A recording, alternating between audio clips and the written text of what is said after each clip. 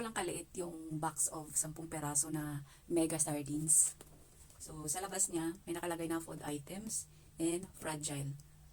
Tapos, sa harap, may nakalagay nga na ganito.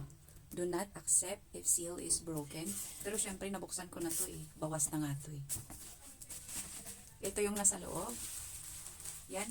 May nakalagay na bubble wrap. And, tingnan nyo naman yung pagka-arrange nila sa loob. May mga karton sa gitna ng mga lata. Ayan, para hindi talaga siya mauga. Tapos sa gitna, meron ding bubble wrap. O maganda yung pagka-ano, diba? Pagka-arrange niya. At maganda rin yung pagka-packaging niya. 5 peraso na kulay green at 5 peraso din na kulay pula. So, nasa 200 plus lang. Makakamura na. Ito yung emergency food kasi natin eh. Kapag walang-wala na tayo. Pero, masarap din siya. Paboritong ulam ko to. Actually.